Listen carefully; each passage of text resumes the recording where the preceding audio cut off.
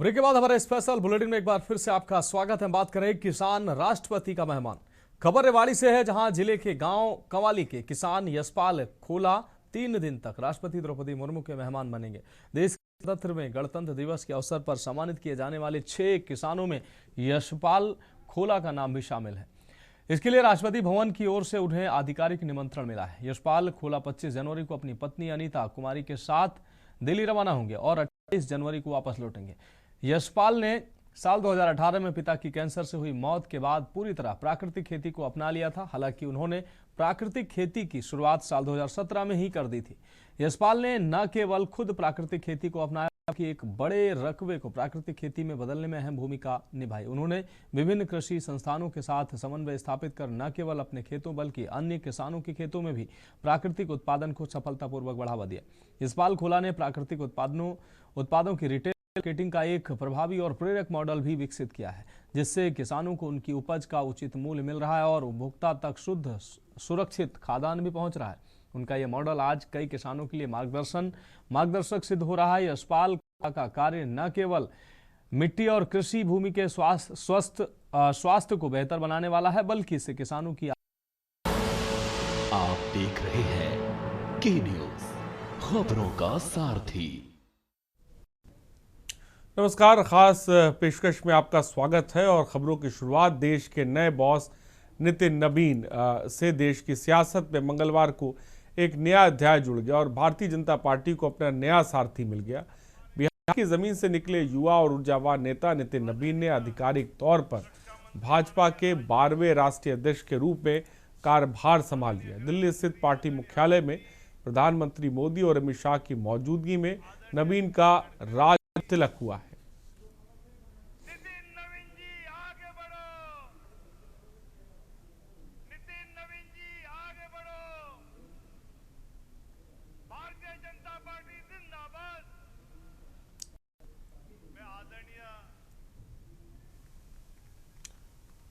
मैं आदरणीय माननीय अमित शाह जी से अनुरोध करता हूं कि वो अपने नए अध्यक्ष जी का। मैं आज के दिन माननीय प्रधानमंत्री जी के इस सबके साथ और सबके विकास के इस नारे को फलीभूत होता देख रहा हूं। हम लोगों ने लंबे समय से कुछ नारे को, भाजपा के कार्यकर्ता, हमारे जनसंकाल के कार्यकर्ता लगातार कुछ नारे को गढ़ते थे। रामलल्ला हम आएंगे, मंदिर वहीं बनाएंगे, जहां हुए बलिदान मुखर्जी वो कश्मीर हमारा है, एक देश में 2 विधान 2 प्रधान 2 निशान नहीं चलेगा। साथियों, आज भाजपा के कार्यकर्ताओं ने वो खंड देखा जब अयोध्या का भव्य राम मंदिर का मार्ग प्रशस्त हुआ। आज जम्मू कश्मीर की जनता ने 370 धारा से मुक्ति का दौर देखा। आज सांस्कृतिक व राष्ट्रवाद की विचारें और मजबूत हो रही हैं। साथियों, मुझे है अब वो समय जब हम लोग आज श्रीनगर के लाल चौक पर तिरंगा लहराते देखते हैं तो गर्व की अनुभूति होती है। हमने वो दौर भी देखा था जब पाकिस्तान के झंडे लहरा रहे थे और दिल्ली की सरकार बैठकर मौन बैठी थी उस समय।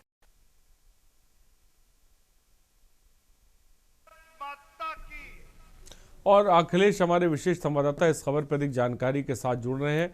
अखिलेश, बीजेपी में नवीन युग कहा जा रहा है शुरू हो गया है और ताजपोशी जो है वो हमने देखी कल हुई नितिन के, लेकिन नवीन को चुनने के पीछे क्या मकसद बीजेपी का नजर आता है आने वाले मौजूदा वक्त के हिसाब से, बताएं।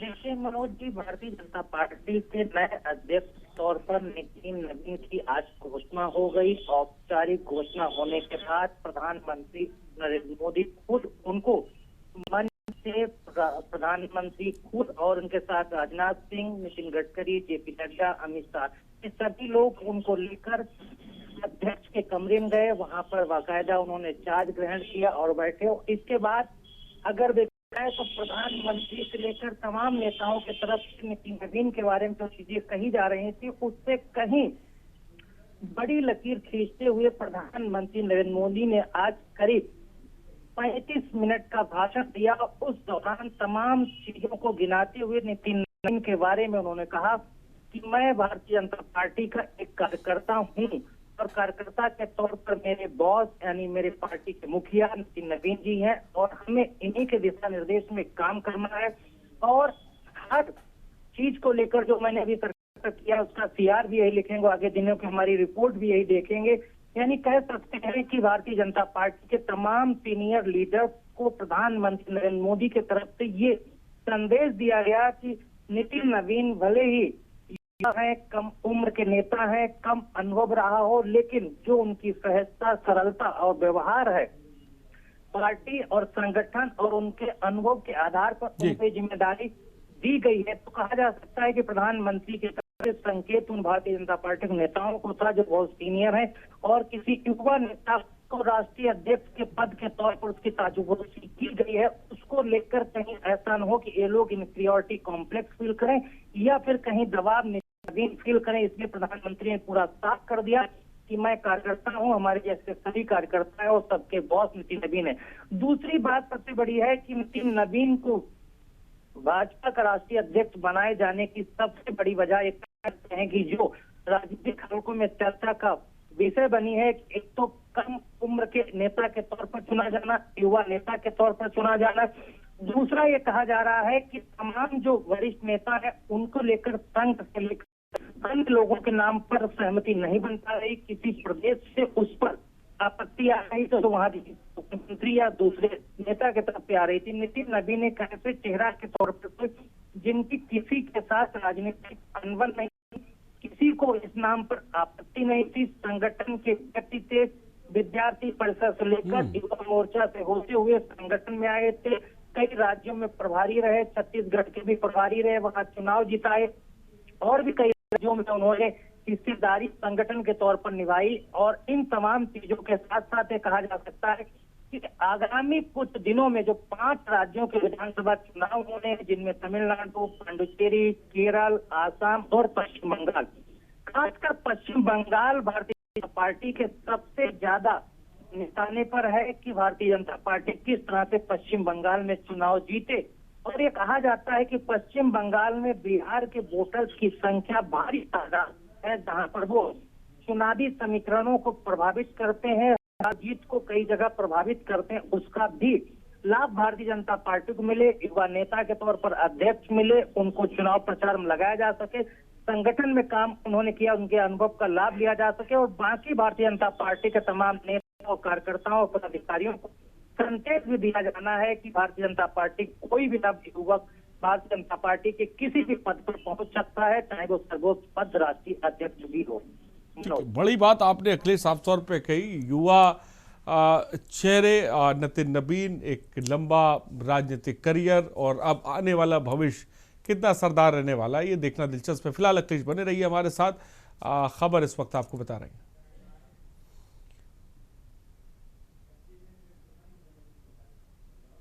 और आगे बढ़ते हैं, सुप्रीम कोर्ट में फिर सुनवाई, नियमों की दुहाई। सुप्रीम कोर्ट ने मंगलवार को आवारा कुत्तों के मामले पर सुनवाई की और सुप्रीम कोर्ट से पशु प्रेमी और गैर सरकारी संगठनों ने अपील की कि आवारा कुत्तों की उसी क्षेत्र में छोड़ा जाए जहां उन्हें पकड़ा गया था। उन्हें कुछ वैज्ञानिक मॉडल सुझाए हैं जिन्हें अपनाने से कुत्तों की आबादी को नियंत्रित किया जा सकता है।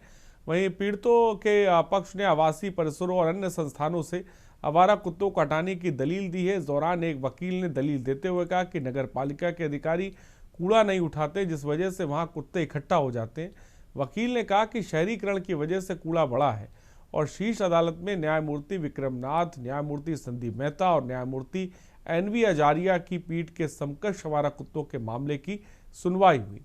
जो सुप्रीम कोर्ट में आवारा कुत्तों की आबादी को नियंत्रण पर बहस हुई है और हमारे साथ अखिलेश भी। अखिलेश, सुप्रीम कोर्ट में सुनवाई हुई आवारा कुत्तों को लेकर, क्या कुछ खास रहा, क्या दलीलें रखी गई और क्या बात सामने आई?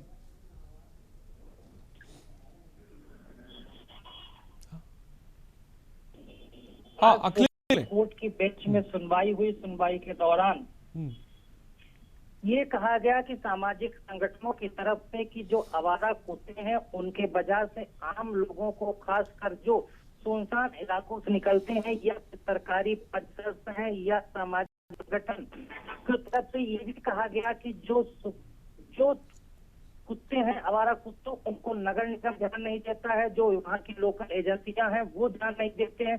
और खासकर ऐसे लोग जहाँ से कुत्ते पकड़ कर नगर निगम आते हैं उनको उसी इलाके में छोड़ा जाए।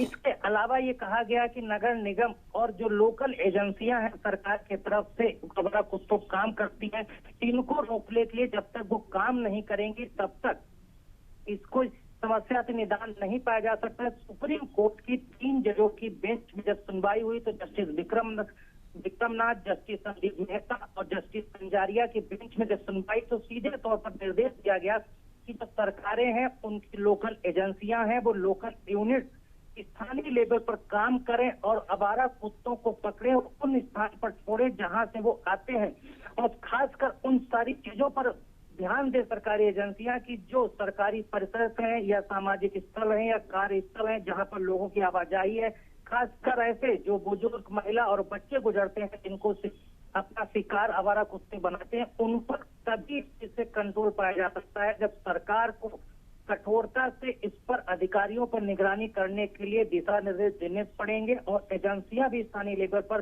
काम सक्रियता से करेंगी, तभी आवारा कुत्तों से निजात पाई जा सकती है। और फिलहाल सरकार को निर्देश तो दिए गए, अब ये देखना होगा कि सुप्रीम कोर्ट के इन निर्देशों के आधार पर सरकारें कितना सक्रिय होती हैं, उनके अधिकारियों को निर्देश और गाइडलाइंस नई क्या तैयार होते हैं, और जो लोकल एजेंसियां सरकार की हैं, नगर पंचायत हो, नगर निगम हो, नगर पालिका हो, ये सभी एजेंसियां हैं, जब तक ये सक्रियता रूप से काम नहीं करेंगे तब तक इस समस्या से निदान पाया जाना मुश्किल है। फिलहाल जो सामाजिक संस्थाएं हैं उनके तरफ से जो अभी दलीलें रखी जा रही है उनकी तरफ से वकील पेश हो रहे, उन पर अभी और अगली 7 तारीखों पर सुनवाई होना है और फिर देखना है कि सरकार की तरफ से क्या सुप्रीम कोर्ट में हलफनामा पेश किया जाता है। तो अभी और भी तारीखों पर सुनवाई होनी है और क्या पेश किया जाता है सरकार की तरफ से हलफनामे, ये देखना दिलचस्प होने वाला है। फिलहाल बहुत बहुत शुक्रिया अखिलेश हमसे जुड़ने के लिए और तमाम जानकारी देने के लिए।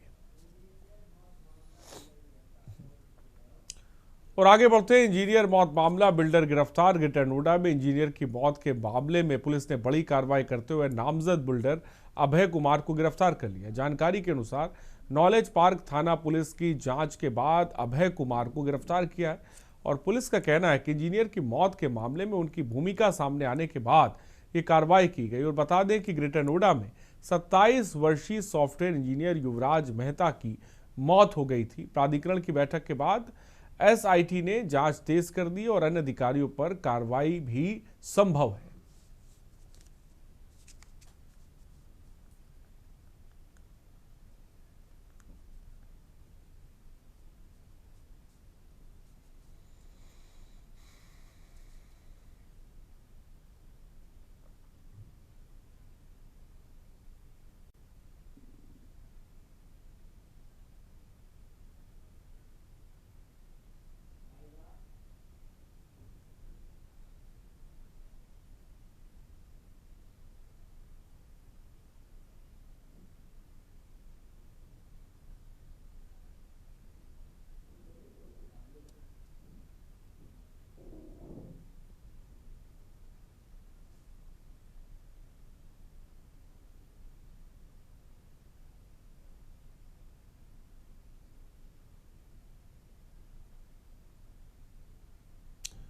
तो ग्रेटर नोएडा से खबर इस वक्त आपको बता रहे हैं।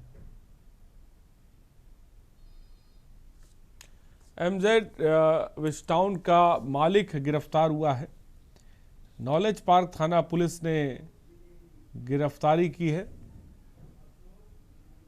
और अशोक द्विवेदी हमारे संवाददाता इस खबर पर जुड़ा। अशोक, इंजीनियर की मौत के मामले में एमजेड विस्टाउन के मालिक को गिरफ्तार किया गया है, क्या मामला है, क्या जानकारी आपके पास है? आज इस बिल्कुल मैं आपको बता दूं, इंजीनियर युवराज सिंह की मौत के बाद जो है, इससे पहले तो नॉर्मली देखा गया, उसके बाद में इसको मुख्यमंत्री ने संज्ञान लिया और मुख्यमंत्री के संज्ञान लेने के बाद में नोएडा कमिश्नर, वही मेरठ के कमिश्नर, वही प्राधिकरण के अधिकारी, काफी हाई लेवल के अधिकारी जो है उनकी उच्च कमेटी की जांच बैठाई गई, वही एसआईटी टीम का गठन भी किया गया। उसके बाद नोएडा प्राधिकरण के जो सीईओ थे उनको हटा दिया गया। उसके बाद मुख्यमंत्री के द्वारा इस पे जांच बैठाई गई, मुख्यमंत्री ने संज्ञान में लिया है। अब नोएडा पुलिस हरकत में आई है, जिसको लेकर के जो बिल्डर था, जिसकी बिल्डिंग बन रही थी, जो गड्ढा बना हुआ था जिसमें डूब करके इंजीनियर की मौत हुई थी, उसको गिरफ्तार किया गया है। फिलहाल के लिए पुलिस द्वारा कहा जा रहा है कि इनकी गिरफ्तार करके इसको जेल भेजा जा रहा है और बिल्डर के खिलाफ कार्रवाई की जाएगी। वही नोएडा प्राधिकरण के जो जिम्मेदार अधिकारी है उनके खिलाफ भी कार्रवाई की जाएगी। तो आगे देखा जाए तो एसआईटी टीम की गठन हुआ है, जिसको लेकर के टीमें बनाई गई है। हर पहलू पे जांच की जा रही है जिसको लेकर के अब इसमें बड़ा खुलासा सामने आ गया। और फिलहाल के लिए मैं आपको बता दूं, जो इंजीनियर की जो कार थी वो अभी तक बरामद नहीं हुई, जिसको लेकर के एनडीआरएफ की टीमें जो है अभी भी वहां पे सर्च ऑपरेशन चला रही है, क्योंकि जब कार बरामद होगी तो शायद कोई नया सुराग मिले, जिसको लेकर के हर पहलू पे जांच की जा रही है और हर पहलू पे कार्रवाई की जाएगी। ठीक है, बहुत बहुत शुक्रिया अशोक हमसे जुड़ने के लिए और तमाम जानकारी देने के लिए। तो नॉलेज पार्क थाना पुलिस ने गिरफ्तारी की है।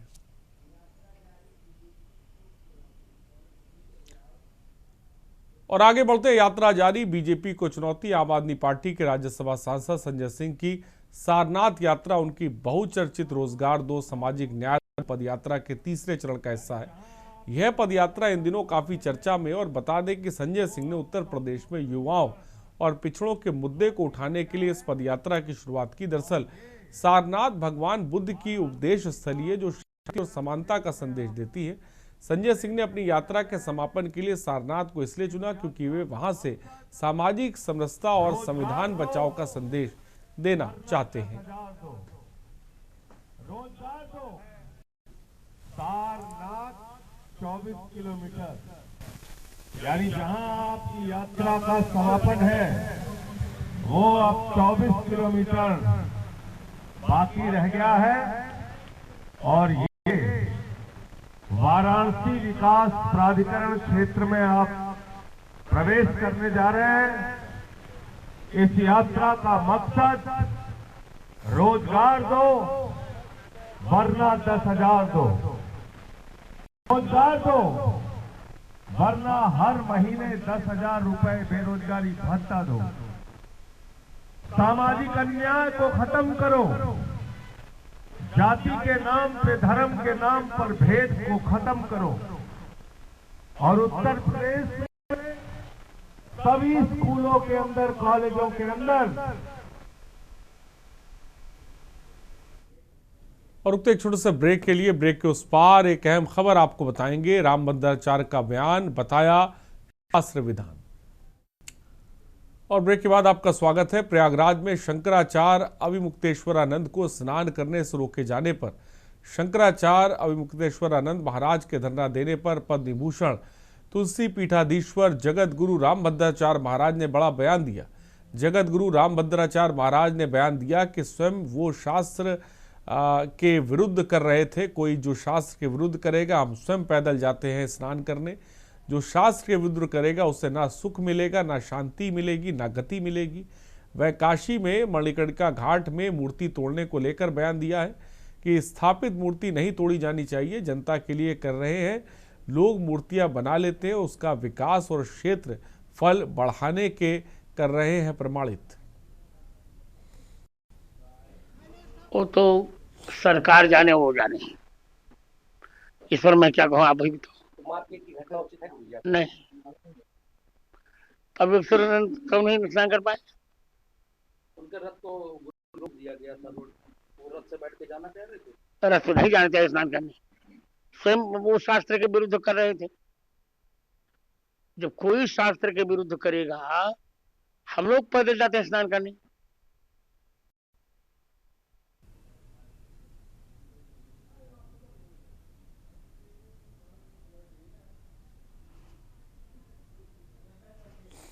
और रतन पटेल हमारे संवाददाता इस खबर पर अधिक जानकारी के साथ जुड़ रहे हैं। रतन, अविमुक्तेश्वर मुकने के धरने पर रामभद्राचार्य ने एक अहम बयान दिया है, क्या जानकारी आपके पास है? जी, आपको बता दें कि जो प्रयागराज में शंकराचार्य को रोका गया था स्नान मौनी अवस्था पर, जो है उस पर जगत गुरु ने एक बड़ा बयान दिया है। उन्होंने कहा जो है कि जो शास्त्र के विरुद्ध काम करेगा उसको जो है ना ही शांति मिलेगी, ना ही गति मिलेगी और ना ही जो है रतन, क्या इस पूरे मामले पर शंकराचार्य की तरफ से कोई बयान आया अब तक? शंकराचार्य ने अभी इस जगत गुरु के बयानों का कोई जवाब अभी दिया नहीं है। लेकिन जगत गुरु इस समय पूरे देश में जो भी राजनीतिक मुद्दे रहते हैं या बड़े संतों पर जो है कोई उनका बयान रहता है, उस पर ये जवाब जरूर देते हैं। जगत गुरु चित्रकूट तुलसी पूजा है। और ठीक है रतन, बहुत बहुत शुक्रिया हमसे जुड़ने के लिए और तमाम जानकारी देने के लिए। तो चित्रकूट से खबर इस वक्त आपको बता रहे हैं, जिसको लेकर रामभद्राचार्य ने तीखा हमला बोला है शंकराचार्य।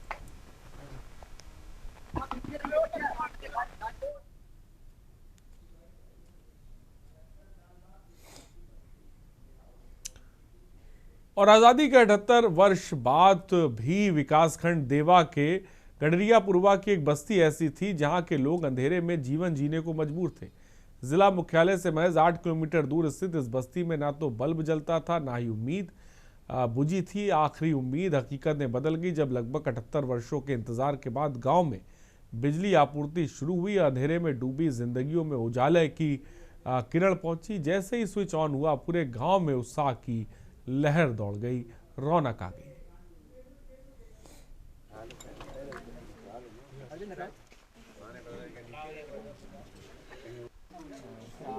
हम लोग जब से जो है देख रहे हैं, मतलब जब से जन्म लिए हैं तब से हमारे वहाँ लाइट नहीं। समझ लीजिएगा हम जो है एक जो है दिए की रोशनी में अपना पाल पोस के इतना बड़ा हुए हैं।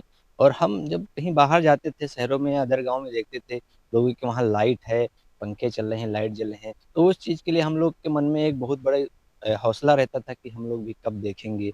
लेकिन जो है आज आज़ादी के इतने वर्ष बीतने के बाद हम लोग के यहाँ लाइट पहुँची, इसमें हम बहुत बहुत धन्यवाद करेंगे।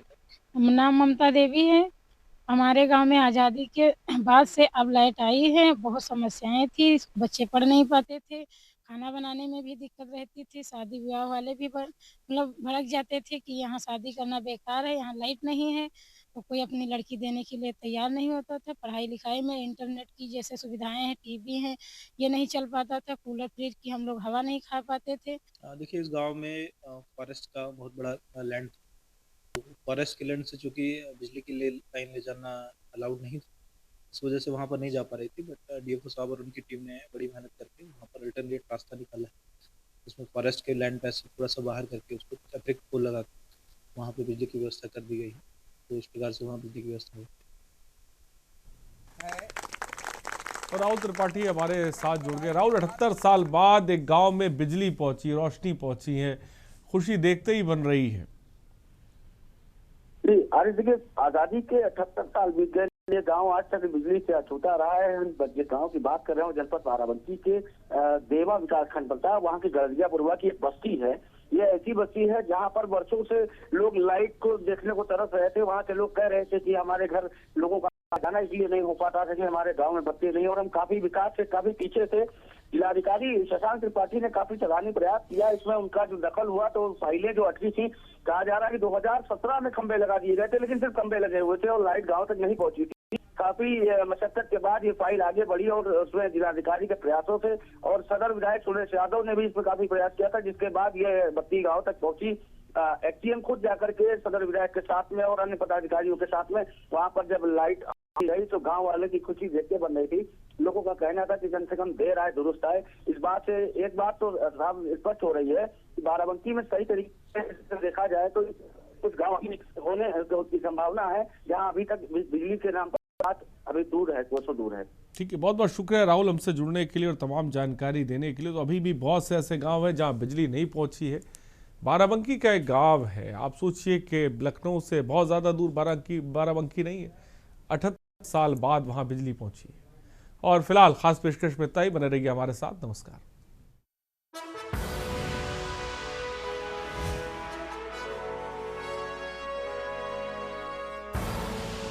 आप देख रहे हैं के न्यूज़, खबरों का सारथी।